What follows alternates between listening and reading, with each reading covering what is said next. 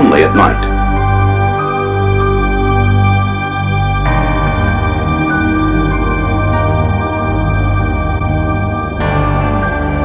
Only at night.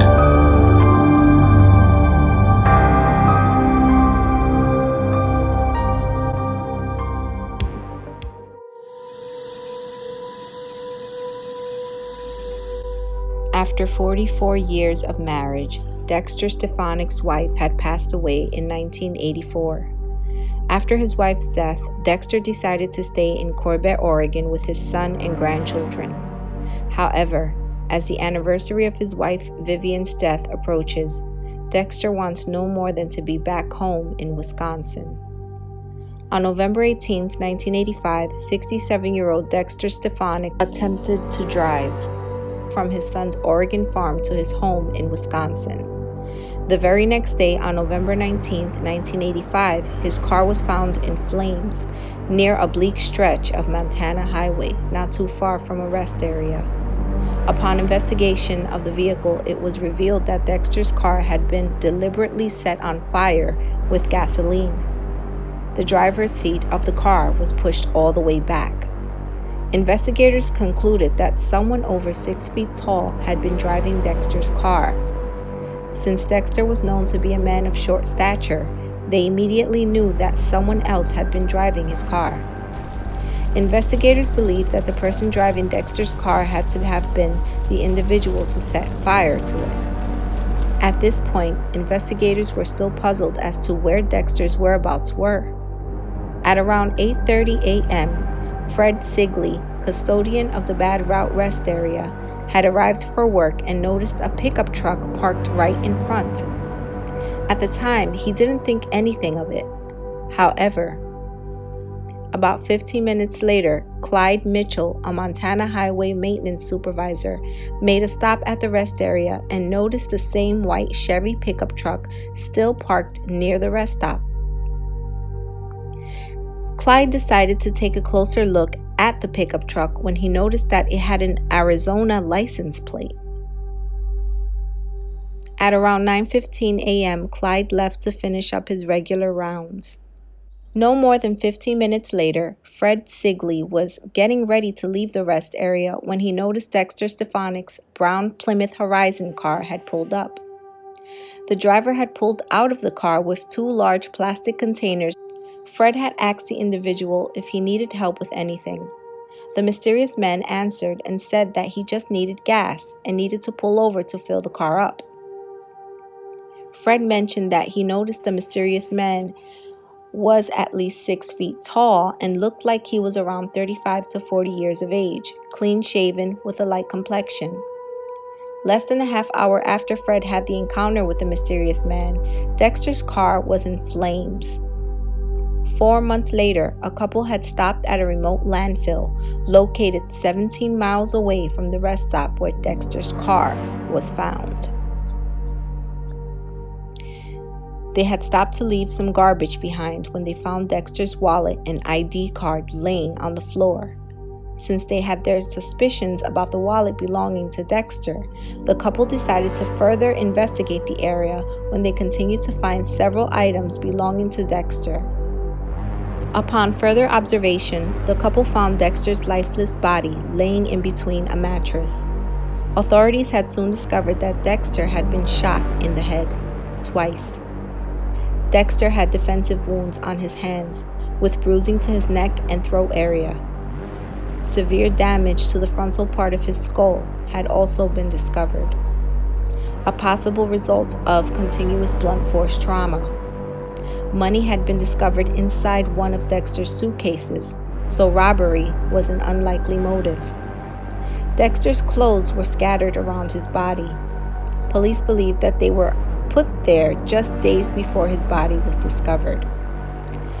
The couple noticed that just a week before they checked into the landfill, they noticed that none of Dexter's belongings were there. However, Dexter's body had been suspected to have been there for several months. 1 week later, police found a small written message in what seemed to look like graffiti at a nearby Bad Route public restroom. The graffiti had been written in pencil. One of the messages seemed to have read "Hot Jock," and also made other references to Dexter's murder according to other hidden messages found written on the wall. Hot Jock is a possible reference to the word shot. Another message also read Wisconsin, November 1985, the month and year in which Dexter was murdered. Investigators believe that Dexter arrived at the rest area at around 7 a.m. when they believed that his murderer had already been lurking there. Since Dexter was hard of hearing, it is said that he could have possibly not have heard the murderer approaching him from his car. Investigators also believe that the killer had possibly tried to gain his attention but failed.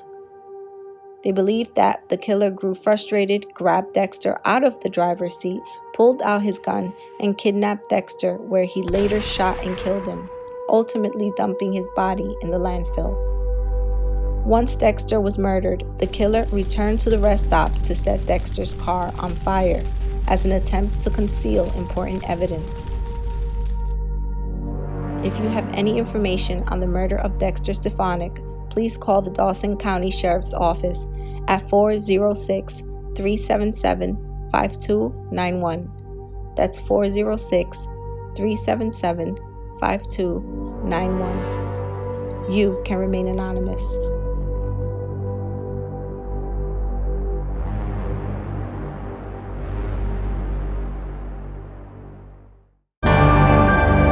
Only at night.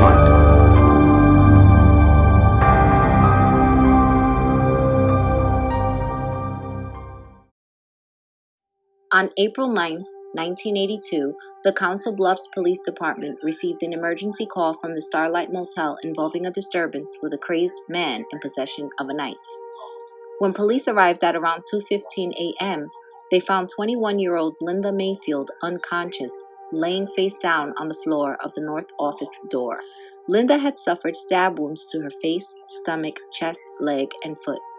Several witnesses say that the crazed man went by the name of Chris. A close friend of Mayfield also told police that the killer was a white male in his mid-20s, standing between 5'7" to 5'10", clean-shaven, wearing a blue denim jacket with a distinctive design on it, a light blue pullover shirt, and blue jeans. He was also described as having heavy chest hair that can be seen through his shirt collar. Detectives at the time claimed to have believed that the alleged suspect could have been older than what they believed he was after speaking to several other witnesses.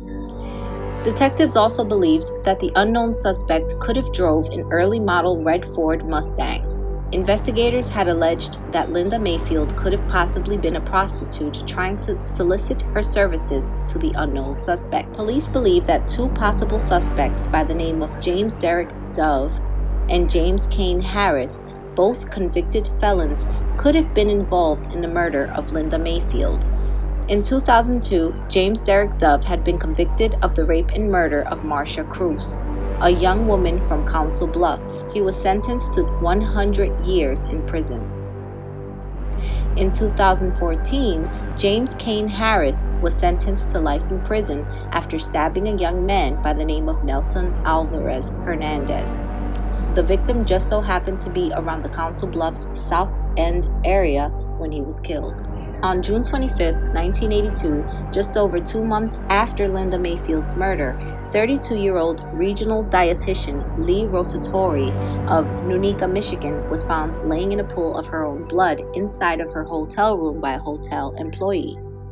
Rotatori was found at the Western Frontier Motor Lodge in Council Bluffs, Iowa. No signs of a struggle or forced entry were found. Rotatori had been residing at the hotel for about a week while training for her new job as a food service director at the Jenny Edmonton Hospital in Council Bluffs. Rotatori had been given a higher-ranking job as a food service director and decided to take the trip to Council Bluffs on June 3rd to check it out. Investigators confirmed that Rotatori was invited by her new work colleagues to Lake Manawa in the southern part of the city. After checking out, she drove to a local McDonald's where she bought some food and headed back to her hotel room at the Western Frontier Motor Lodge. Rotatori started orientation on June 21st, just days before she was killed. On August 15, 1978, Lee married Stanley Jerry Nemke in Madison, Wisconsin. They divorced the following year but remarried on December 30th, 1981. It is alleged that Nemke stood in Michigan while Rotatori left for training in Iowa. On May 2, 1960, a then 17-year-old Nemke was taken into custody for questioning in the slaying of 3 Chicago women and the fatal beating of a 17-year-old Chicago waitress by the name of Marilyn Duncan. At the time, Nemke was residing in Chicago near Starved Rock. Nemke was stopped after driving a stolen vehicle near Chicago's northwest side, the area where Marilyn Duncan was beaten to death, on April 29, 1960. Nemke had later admitted to beating the young woman to death. So was Nemke involved in the fatal stabbing of his own wife? Or is there a real connection between the unknown suspect that killed Linda Mayfield just 2 months ago? Rotatori had died from a single stab wound to the heart. The medical examiner also believed that 12 hours may have passed before her lifeless body was discovered. This was believed to be the city's 3rd homicide in 1982, and while authorities had their own theories of what had possibly happened to Lee, others like Dr. Samuel Rosa, the county's medical examiner at the time, thought that the killing could have possibly been sexually motivated. Authorities found no conclusive evidence to support Samuel Rosa's theory. It was said that Rotatori's parents, along with her husband Nemke, were not available for an official police interview. Since Rotatori had just started her transition from Michigan to Iowa, she left her husband Stanley Nemke back home and was expected to relocate the couple's mobile home once Lee had her feet planted firmly on the ground. Several hotel employees were interviewed, and it was said that no one had spotted Rotatori entering the motel on that fateful day. Rotatori's purse and some of her jewelry had been missing, but nothing had been ransacked. Despite reports of an alleged robbery, investigators at the time weren't fully convinced that the murder was related to a robbery. Rotatori had also bought one meal, indicating that she was possibly alone during the attack. Rotatori's car had been found in the motel's parking lot. At the time, Rotatori had an 11-year-old son living with her ex-husband in Chicago. If you have any information on the murder of Linda Mayfield, please call the Council Bluffs Police Department Criminal Investigation Division at 712-328-4765 or Crime Stoppers at 712-328-7867. If you have any information on the murder of Lee Rotatori, please call the Council Bluffs Police Department Criminal Investigation Division at 712-328-4728 or Council Bluffs Police Detective Steve Andrews at 712-326-2511. You can also call Crime Stoppers at 712-328-7867. You can remain anonymous.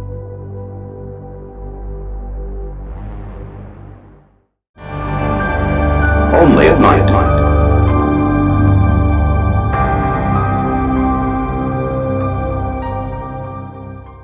Christmas Day of 1985 had been like any other family gathering at Debbie Wolf's mother's home. Family and friends were happy to come together to celebrate a day of giving, happiness, and anticipation of a new year ahead. The very next day at around 4 p.m., 28-year-old registered nurse Debbie Wolf had just finished her shift at the hospital and was assumed to have been heading home. The following day, Debbie was expected to clock into work at around 8 that morning. She never showed up. Debbie was not answering her phone calls either. Concerned and worried, Debbie Wolf's mother decided to stop by Debbie's home to check up on her. Upon arrival, she noticed that Debbie's car interior was a bit messy and the driver's seat of the vehicle was pulled back, as if someone else had sat there. She also noticed that Debbie's car had been parked in an area that she hadn't usually parked at. Debbie's mother had mentioned how specific and tidy she was when it came to how she did her best to keep everything neat and in place. Debbie's mother noticed that there were several articles of clothing, including her hospital uniform, spread out carelessly on the floor. This was unusual of Debbie since she was known to have kept everything in its proper place. She also noticed that Debbie's dogs weren't fed, and there were empty beer cans scattered all around Debbie's front yard, those of which it was said that she didn't drink. The most bizarre case involved a man leaving a suspicious voicemail on Debbie Wolf's answering machine. We've been out a lot of days. Make me worry when you miss another one. Just want to make sure you're okay. Debbie's mother thought that the message sounded pretty vague since Debbie hadn't been missing for several days yet. She had only been missing since yesterday. Debbie's mother grew more and more worrisome as time passed. She knew that Debbie rarely, if never, called out of work. Even if she were to be running late, she'd make it her responsibility to call and let the hospital know. Debbie's friend Kevin Gordon had also found Debbie's purse pulled back right under her bed. Now, this was in fact suspicious since the woman rarely leaves her home without her purse, unless she is aware of a quick return back home. Both Debbie's parents and her friend Kevin Gordon decided to check the pond located about 50 feet away from Debbie's cabin, but with no luck. Not one single sign of Debbie Wolfe was found. At this point, Debbie Wolfe's mother, Jenny Edwards, decided to call the sheriff's office in the hopes of finding any sign of her daughter Debbie. A few days later, on December 31st, 1985, police decided to perform a full-scale search near and around Debbie's home. According to Jenny Edwards, police searched Debbie Wolfe's cabin and even sent out bloodhounds. With no luck, Jenny Edwards decided to get her own divers together to thoroughly check the pond. On January 1st, 1986, Debbie's friend Kevin Gordon, along with another avid diver, decided to properly check the pond and overlook everything inside of the shallow pond. Only 2 minutes had passed before Kevin Gordon's companion, Gordon Childress, found footprints and drag marks inside of the water. As Gordon continued to zigzag across the pond, he continued to see the drag marks from underwater. Eventually, 2 sets of footprints and more drag marks were found. As Gordon swam further and further into the water, he was suddenly hit with his mask by a human foot. The foot was that of Debbie Wolfe.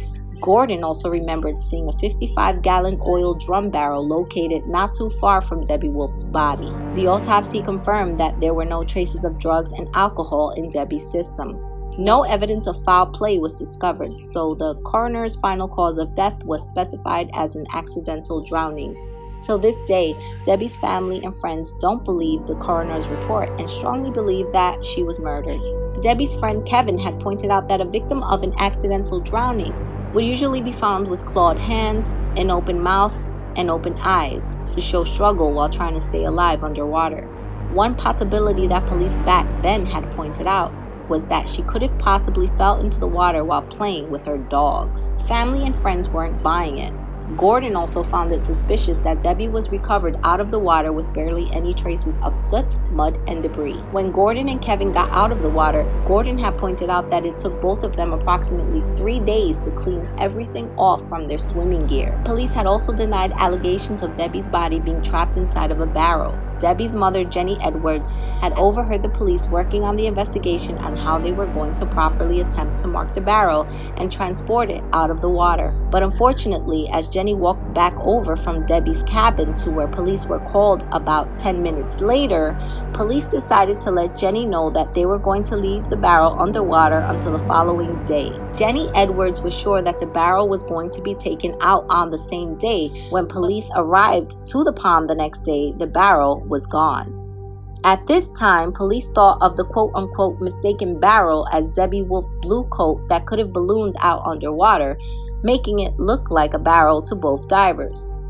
Gordon Childress argues against the police department, stating that he was absolutely sure that what he saw underwater was in fact a burned barrel of some sort.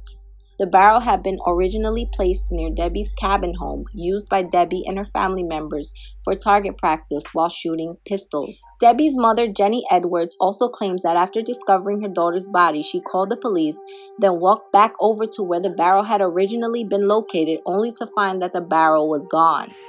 Weeks later, Jenny Edwards had discovered another inconsistency concerning her daughter's suspicious death. While examining the clothes that were on Debbie Wolfe's body, she discovered that the pants were extremely large for Debbie's figure. The bra had been over 2 cup sizes too big. The sneakers that she was found in were said to be a size 6 in men, when Debbie was in fact a size 7 in women. Debbie's mother, Jenny Edwards, also discovered that the field jacket that she was found in was actually larger than the field jacket that was given to her by her brother. Police only commented on the sneakers, stating that she was seen in various photos wearing them. One of Debbie Wolf's jobs at the hospital had been to coordinate the other hospital volunteers. Among them had been a man known with a psychiatric past who had been harassing Debbie while trying to convince her to go out with him. Time and time again, Debbie made it very apparent to this individual that she was not interested. However, this individual never took no for an answer. According to Debbie's mother, Jenny Edwards, this particular individual had been able to find Debbie Wolf's phone number and had called Debbie claiming that he wanted to see her and that he knew where she lived. Debbie's mother also claims that this individual was briefly questioned but was not investigated any further. He provided police with an alibi but refused to take a polygraph test. Not too long after, it is said that he moved away to another state.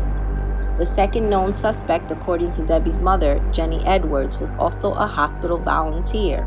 This particular person was known to have asked Debbie out on a separate occasion. Debbie had discussed this with her close family and friends and claimed to have told this person that she was not interested in anyone from the hospital. She had already been interested in someone else and even told this individual that she had already been romantically involved with someone else. Debbie's mother was convinced that this was the man who had left the voicemail on Debbie's answering machine on the day she went missing. If you have any information on the death of Debbie Wolf, please call the Fayetteville Police Department at 910-433-1529. That's 910-433-1529. You can remain anonymous.